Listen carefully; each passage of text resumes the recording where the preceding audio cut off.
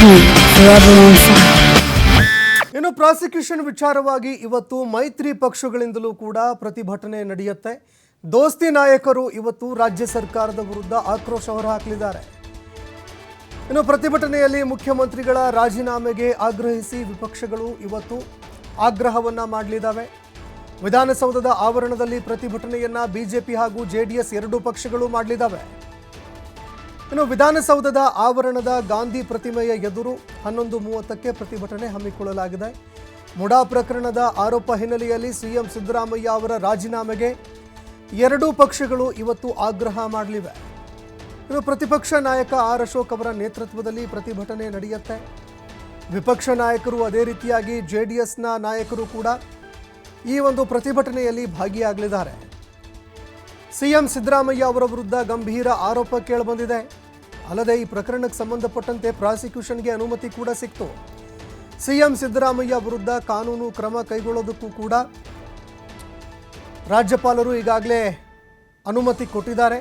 ಹೀಗಾಗಿ ಸಿಎಂ ಸಿದ್ದರಾಮಯ್ಯ ಅವರು ನೈತಿಕ ಹೊಣೆಯನ್ನ ಹೊತ್ತು ರಾಜೀನಾಮೆ ಕೊಡಬೇಕು, ಮುಜುಗರದಿಂದ ಪಾರಾಗೋದಕ್ಕಾದರೂ ಅವರು ರಾಜೀನಾಮೆ ಕೊಡಬೇಕು ಅನ್ನುವಂತಹ ಒಂದು ಬೇಡಿಕೆಯನ್ನು ಇವತ್ತು ಇಡುವಂತಹ ಸಾಧ್ಯತೆ ಇದೆ. ಅದೇ ರೀತಿಯಾಗಿ ಆಗ್ರಹ ಕೂಡ ಮಾಡಲಿದ್ದಾರೆ. ಇನ್ನು ಸಿಎಂ ಸಿದ್ದರಾಮಯ್ಯ ಸುತಾರಾಮ್ ರಾಜೀನಾಮೆಗೆ ಒಪ್ತಾ ಇಲ್ಲ, ಯಾವುದೇ ಕಾರಣಕ್ಕೂ ಕೂಡ ರಾಜೀನಾಮೆ ಕೊಡೋದಿಲ್ಲ, ನನ್ನ ಹೆಸರು ಎಲ್ಲೂ ಕೂಡ ಕೇಳಿಬಂದಿಲ್ಲ, ಪ್ರಕರಣದಲ್ಲಿ ನಾನು ಭಾಗಿಯಾಗಿಲ್ಲ, ಅದೇ ರೀತಿಯಾಗಿ ಯಾವುದೇ ಸಾಕ್ಷ್ಯಾಧಾರಗಳಿಲ್ಲ, ನಾನು ಯಾಕೆ ರಾಜೀನಾಮೆ ಕೊಡಬೇಕು ಅಂತ ಸಿಎಂ ಸಿದ್ದರಾಮಯ್ಯ ಅವರು ಕೂಡ ಕಾನೂನು ಸಮರಕ್ಕೆ ಅಂತ ಮುಂದಾಗ್ತಾ ಇದ್ದಾರೆ. ಇನ್ನು ಮತ್ತೊಂದೆಡೆಯಲ್ಲಿ ಇವತ್ತು ಮೈತ್ರಿ ಪಕ್ಷಗಳು ದೋಸ್ತಿ ನಾಯಕರು ಇವತ್ತು ಹೋರಾಟಕ್ಕೆ ಅಂತ ಇಳಿತಾ ಇದ್ದಾರೆ.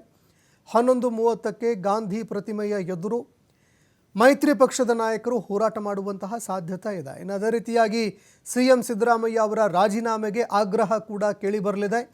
ಸಿಎಂ ಸಿದ್ದರಾಮಯ್ಯ ಅವರು ತಮ್ಮ ಸ್ಥಾನದಲ್ಲಿ ಮುಂದುವರಿಬಾರದು, ಅವರ ವಿರುದ್ಧ ಏನು ಆರೋಪ ಕೇಳಿಬಂದಿದೆ ಆ ಆರೋಪದಿಂದ ಅವರು ಮೊದಲು ಮುಕ್ತರಾಗಲಿ, ಆರೋಪದಿಂದ ಮುಕ್ತರಾದ ಬಳಿಕ ಬೇಕಾದರೆ ಅವರು ಮತ್ತೆ ಸಿಎಂ ಆಗಿ ಮುಂದುವರಿಲಿ, ನಮಗೆ ಯಾವುದೇ ರೀತಿಯಾದಂತಹ ಸಮಸ್ಯೆ ಇಲ್ಲ.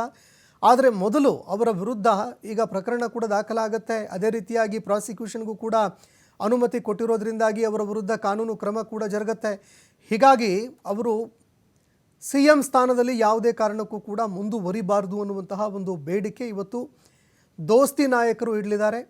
ಅದೇ ರೀತಿಯಾಗಿ ರಾಜ್ಯ ಸರ್ಕಾರದ ಮೇಲೆ ಒತ್ತಡ ಹೇರುವಂತಹ ಸಾಧ್ಯತೆ ಕೂಡ ಇದೆ. ಇದು ಎಷ್ಟರ ಮಟ್ಟಿಗೆ ಯಶಸ್ವಿ ಆಗುತ್ತೆ ಅನ್ನುವಂಥದ್ದನ್ನು ಕೂಡ ಕಾದು ನೋಡಬೇಕಾಗತ್ತೆ.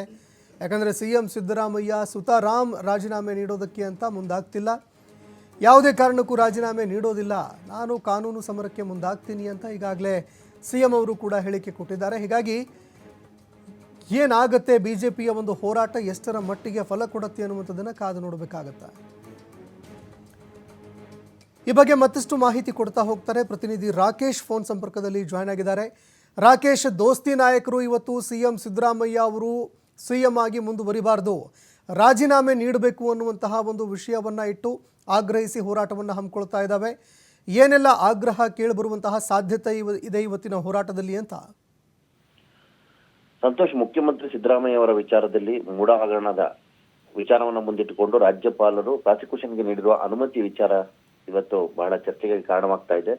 ಒಂದು ಕಡೆ ಆಡಳಿತ ಪಕ್ಷ ಈ ವಿಚಾರಕ್ಕೆ ಸಂಬಂಧಪಟ್ಟ ಹಾಗೆ ತಮ್ಮ ಮೇಲೆ ವಿಪಕ್ಷಗಳು ಮಾಡಿರುವ ಆರೋಪವನ್ನು ರಾಜಭವನ ದುರ್ಬಳಕೆ ಮಾಡಿಕೊಂಡಿದೆ ಅನ್ನುವಂಥ ವಿಚಾರದಲ್ಲಿ ಇವತ್ತು ಪ್ರತಿಭಟನೆ ಮಾಡಿದ್ರೆ, ವಿಪಕ್ಷಗಳು ಈ ಹಿಂದೆಯೇ ತಾವು ಬೇಡಿಕೆ ಇಟ್ಟಂತೆ ಹಗರಣದ ರೂವಾರಿಯಾಗಿರುವಂತಹ ಅಥವಾ ಹಗರಣದಲ್ಲಿ ಭಾಗಿದಾರರೆನಿಸಿಕೊಳ್ಳುವಂತಹ ಮುಖ್ಯಮಂತ್ರಿಗಳು ಆ ಸ್ಥಾನದಲ್ಲಿ ಉಳಿದ ನೈತಿಕತೆಯನ್ನು ಉಳಿಸಿಕೊಂಡಿಲ್ಲ.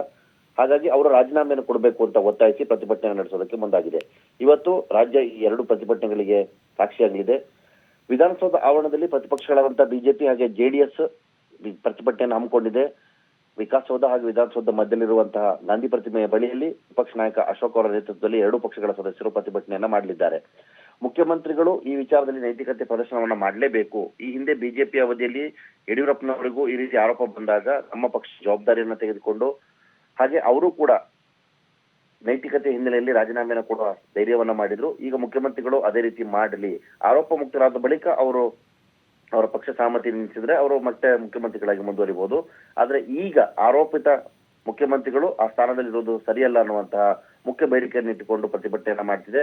ಹಾಗೆ ವಾಲ್ಮೀಕಿ ಹಗರಣಕ್ಕೆ ಸಂಬಂಧಪಟ್ಟ ಹಾಗೂ ಸರ್ಕಾರ ಸಿದ್ದರಾಮಯ್ಯನವರ ನೇತೃತ್ವದ ಸರ್ಕಾರ ಪ್ರತಿ ಬಾರಿ ಹಗರಣಗಳನ್ನ ಸುಳಿಯಲು ಸಿಲುಕ್ತಾ ಇದೆ. ಒಂದಲ್ಲ ಎರಡಲ್ಲ 10 ಹಗರಣಗಳು ಆ ಸರ್ಕಾರದ ಮೇಲೆ ಕೇಳಿಬೀಳ್ತಿದೆ. ಈ ರೀತಿಯಾಗಿರೋದ್ರಿಂದಾಗಿ ಜವಾಬ್ದಾರಿಯುತ ಪಾರದರ್ಶಕ ಸರ್ಕಾರವನ್ನ ನಡೆಸೋದಕ್ಕೆ ಮುಖ್ಯಮಂತ್ರಿಗಳಿಗೆ ಸಾಧ್ಯವಾಗ್ತಾ ಇಲ್ಲ. ಆ ಹಿನ್ನೆಲೆಯಲ್ಲಿ ಅವರು ರಾಜೀನಾಮೆನ ಕೊಡಬೇಕು ಅನ್ನುವಂತ ಒತ್ತಾಯವನ್ನ ಈ ಎರಡೂ ಪಕ್ಷಗಳು ಮಾಡ್ತಿವೆ. ಇವತ್ತು ಮುಂಜಾನೆ 11:30ಕ್ಕೆ ಈ ಪ್ರತಿಭಟನೆ ನಡೆದಿದೆ.